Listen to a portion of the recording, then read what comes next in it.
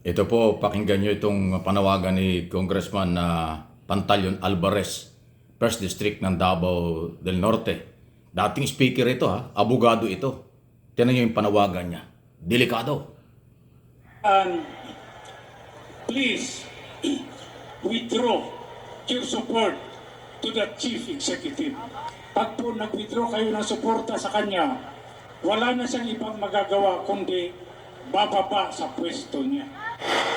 Babala pa ng mambaba. Ayan Pinawi-withdraw na po niya ng suporta ang ating military sa ating Pangulo as Commander-in-Chief. Napakadelikado po niyan. Napakadelikado po niyan. Dahil nga po sa may pagkasedisyon o rebellion. Isipin mo, pinawi-withdraw niya ang suporta ng military. Di kaguluhan ang gustong idulot nito. Isipin mo, dating speaker, abogado, at kasamahan po ito ni Duterte. Ito yung grupo talagang atat na atat nilang gibain, sirain ang ating administrasyon. Kaya po ito pinapaliwanag kasi ngayon po ay seryoso, masinsinan na inaaral na po ng DOJ yung withdrawal of support na pinawagang ito ng congressman. Kung ano nga pwedeng kaso na pwedeng ipataw sa kanya. Ayan Ito po yan para makilala nyo mabuti. Ayan ito yung congressman Ayan, nagsasalita. Yan Ay, nawala. Andali Andali. At yun po yung congressman nananawagan ng support. Di ba? Kung masyadong masyado pong ito, atat na atat. Masyado pong nagmamadali na bumalik sa power. Kasi dating speaker yan Baka kala niya magiging speaker ulit siya. Pero wala sa lugar. Paglabag nga po sa batas yan. Ayan Ayan Isipin mo naman, itong mga taong ito. Ayan po yan Yan po yan, para makita nyo. Yan po yung mukha. Yan po yung congressman. Ayan Para makita, kilalanin nyo mabuti. Yan po yung congressman.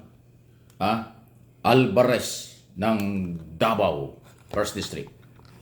Davao del Norte. So tama lang yung gagawin ng DOJ kasi DOJ po talaga kaya nga abogado ng gobyerno, taong bayan, abogado ng taong bayan. Inaaral na po nila kung hanggang saan. Pero malinaw po ang kanya sinabi na inuutusan niya ang military mag-withdraw ng support sa ating Pangulo para daw mapabilis ang papabagsak o pagtanggal sa kanya. Napakadelikado niya. Kasi meron siya sinasabi dyan na wala daw siyang nakita sa saligang batas na ang loyalty o katapatan ng military ay sa Commander-in-Chief. Kung hindi sa saligang batas lang at taong bayan. Ang taong bayan naglagay sa presidente. Ang presidente ang Commander-in-Chief. Di ba iisa yan? Hindi naman magiging Pangulo ang isang presidente nga. Hindi magiging presidente yan kung hindi inihalal. Kung hindi nagkaroon ng mandate mula sa taong bayan dahil sa political exercise. Ngayon, ang interpretation ni Alvarez bilang abogado, is abogado yan na wala daw sa saligang batas yung loyalty ng military sa Commander-in-Chief. Wow! Saligang batas nga Lahat ka naaayon sa batas. Political exercise, nasa batas. Paglalagay ng Pangulo, nasa sa batas. Commander-in-Chief, nasa batas. Siya yung boss. Diba? So anyway, palagay ko naman kayong mga abogado dyan sa DOJ, kumilos-kilos kayo. Kasi kung hindi nyo papansin ito, although ginagawa na ninyo, kung pababayaan nyo ito, mauulit at mauulit. Every time na lang sila haharap sa media, press conference o kaya sa rally, yan ang ipapanawagan. Nakaka-demoralize po yan sa mga mamamayang Pilipino. Sa military, hindi. Kasi professional ang organization ng militar at police. Hindi mag-withdraw yung mga yan. Kasi alam nila, politika lang yan. Gusto lang bumalik sa kapangyarihan ng grupong yan. Yan ang totoo. Ang nakakapanghinayang, baka mamaya maniwala ang mga foreign investor na nililigawan ng ating Pangulo from day one ang mga foreign investor magnegosyo sa Pilipinas. Pati mga turista pumasok ng Pilipinas. Kasi pag may turista, foreign investor, gaganda ang ekonomiya ng Pilipinas. Baka maniwala sila dyan sa mag-withdraw ng support. Diba? Masisira. Yung kumpiyansa, yung 100% na kailang kaisipang magnegosyo sa Pilipinas, baka mawala pa yon. Matakot. Di ba? Sinong nananakot sa kanila? Pilipino rin. Si Alvarez yun. at yung kanilang grupo ng mga Duterte. Yan ang mabigat. Hindi nila iniisip yun. Para wala silang pamilya, para wala silang anak, parang wala silang apo, na pagdating ng araw sila ang taong bayan ng bansang ito. Kung magsasalita sila dahil lang sa kailang interest na bumalik sa kapangyarihan, basta na lang magpapabagsak ng gobyerno at pati militaring non-partisan ay ginagamit nila.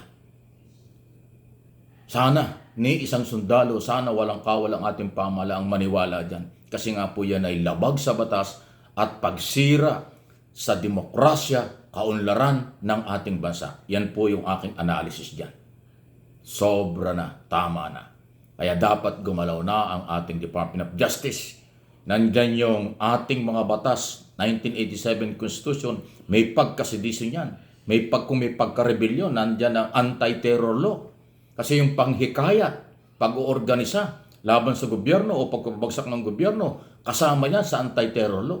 Pag may pagka-terorista ang galaw, pagpapabagsak ng gobyerno, may pagka-terror yan. Dapat anti-terror law, pagalawin nyo, DOJ. Ayan, binabanggit ko na sa inyo. Yung mga pwede nyong panghugutan, Revised Penal Code, 1987 Constitution, at anti-terror law. Yung tatlong batas na yan, pwede nyong ipatupad. Pwede po nyong gamitin laban dito kay Alvarez at iba pa, nakasamahan nila. Ay hindi na sinabi ni Duterte. Nagmana lang yan si Alvarez. Yan din na sinabi ni Duterte doon sa unang mga rally. Sabi nga niya hinihikayat na nga niya ang military at utusan daw niya ang military, mag-aklas na. Di ba? Lahat yan may pagkasedisyon.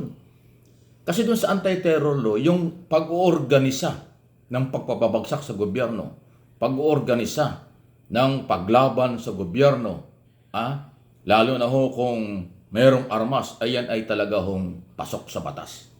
Terror talaga. Wala pa naman ganun. Pero, yun hong pagre-recruit or paghikayat sa military, hindi ho nakakalayo. Kaya inuulit ko, hindi naman tayo nagmamagaling. Sapat na ang mga batas, Department of Justice, para inyong gamitin, papanagutin itong mga taong ito.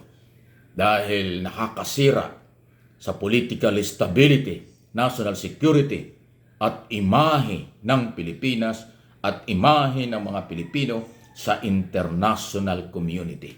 Sayang, ang forecast ng mga kapitalista ang dayuhan sa Pilipinas, tayo ang magiging number 1 sa ekonomiya dito sa ASEAN. Talo natin ng Malaysia, talo natin ng China, talo natin ng ibang bansa. Papunta na tayo din Pero sinisira ng mga, ang interest ay sarili lang. So, galaw-galaw naman, mga taga-gobyerno. Pagod na, inis na, galit na rin ang mga followers ng ating pamahalaan ngayon. Kaya dapat bilis-bilisan ng mga kinaukulan ang pagpapail ng kaso. Aanin pa ang batas kung hindi naman gagamitin. Nasaan ang mga batas kung hindi naman pakikinabangan? Gawin ninyo, panagutin nyo ang mga taong yan.